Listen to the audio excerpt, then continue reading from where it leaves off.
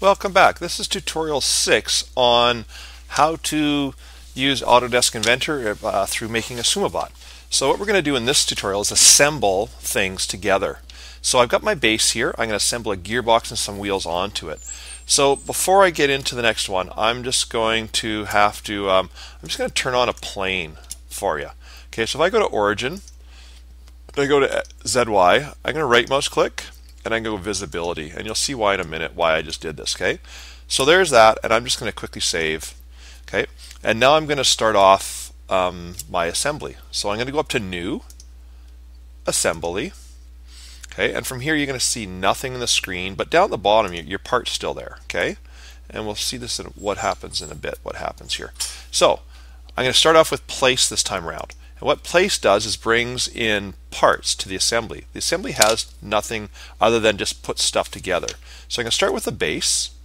I'm going to put it in, and you can see as I kind of move around, I can put more bases in, but I only need one. So I'm going to hit Escape.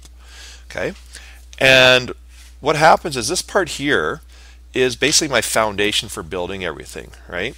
And I'll show you in a second why and what I'm talking about. So next I'm going to place my next part, and it's going to be the gearbox.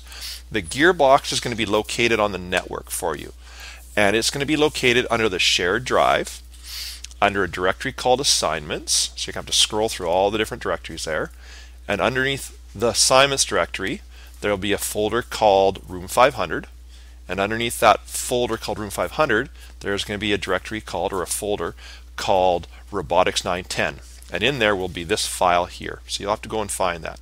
I'm going to double click it and bring it in, and I'll place it, and I don't want any more, so I'm going to hit Escape. So here's kind of how we get started. So this part here, if I move it around, if I move it around, you can see it moves and the other part doesn't. Okay, and the reason is that this very first part, if I click, you're going to see a pin here. Okay, and if I right mouse click, you'll come down and you're going to see this check mark called grounded. And grounded is there basically to say that that part is locked into place and everything else is going to attach to it. Okay, so that's why when I move this one, the other one, if I click on this one, it doesn't move. Okay, so the next thing is I need to place this on top of this base, and you can see how it kind of moves around all over the place. So what I want to do is use some constraints to lock it to each other.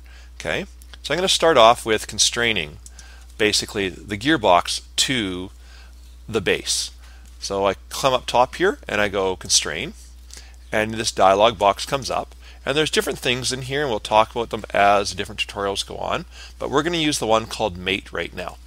So the very first thing I'm going to do is I'm going to mate this surface, okay, or let's mate this bottom surface here, okay, with, and I'm going to hold the shift key down and rotate underneath the bottom surface of the gearbox. Okay, so we're going to click, and I'm going to see what happens. Oh, look at that, they clicked right in place. Okay, sometimes they don't click exactly, you might have to move around a bit. Okay, so that's the first thing.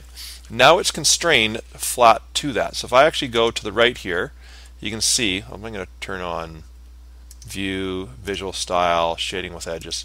Okay, you can see now it's constrained, and I click on Apply, and I'm going to cancel out of this right now. So when I grab this, you can see now I can't move side to side. It won't move off, but it's moving up and down. Okay, so it's constrained. But when I move here and drag, you can see it's kind of dragging all over the place. But it's constrained to that surface, and the bottom of the gearbox are flush now. Okay, I'm going to go back in, assemble, and constrain some more. So now I'm going to go constrain. Okay, and I'm this time going to constrain the planes. So the center plane of the gearbox and the center plane of the base.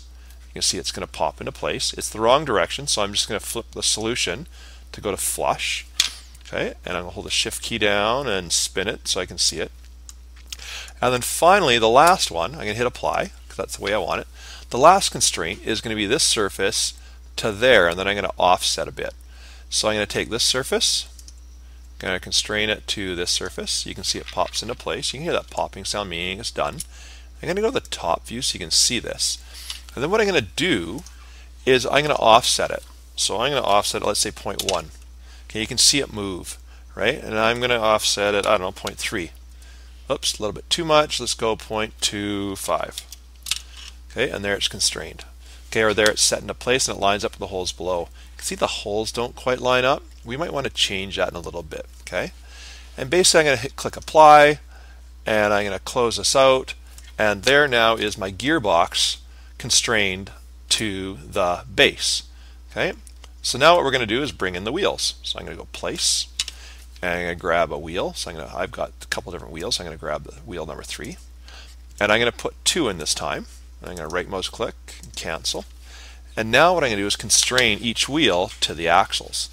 So again, click on constrain. Okay, and the first thing I'm going to constrain is I want this surface right here, okay, and the back surface of the wheels to be flush to each other at the moment. Okay, you can see that happens. Okay, and you can see, obviously, you can see that the wheel and the axle aren't lined up, so I'm going to apply there. And then, let's see if I can move this a tiny bit so maybe it looks a little better. Shift, there we go. Okay, now what I'm going to do is I'm going to constrain this axle here to this axle right in here. Okay, and I've locked that in place. Right, so we'll leave that one for now, hit apply, and let's go over and do this one over here. So I'm going to constrain, once again I'm going to flip this around. Let's see, can we see it? Oh, there we go. Kind of hard to see the whole thing, but right, and I constrain the back of this. They pop into place, and let's just make sure, yep, they're the right way around. Hit apply, and let's just spin this a bit. Let's see, can I spin it? There we go. And bring it up. Okay, and then finally I'm going to constrain that axle to the axle there. It pops into place, and I'll hit apply. Okay, and I'm just going to close this off. And I'm going to go from the top view. So now you can see that they've been constrained, but this is touching the gearbox, or sorry, the base, right? So what I can do afterwards, I can go back in and edit these. So I'm going to click on this wheel over here in the Explorer bar. I'm going to go down to the mate one, and I'm going to double click on it, and I'm just going to do the offset, okay, about 0.1. I'm going to tick it, and did that actually move? That actually didn't move. So let's go back and try that again. Wheel number 1, that mate should have actually, let's double click this. Did it not move? 0.2. Hit OK. Okay, that is actually weird because that should have just done. So let me see if I can figure this out real quick. Okay, let's actually just move that, and let's just, oh, I went the wrong one. That's why. Look, I did offset it just the wrong way.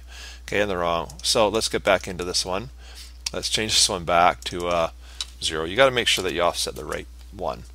And let's take this mate and go 0.1.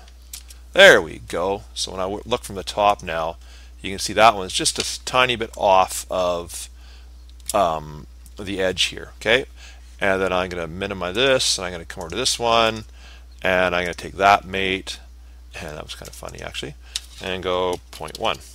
Okay, and offset that guy. So now I've got these guys basically, fully constrained.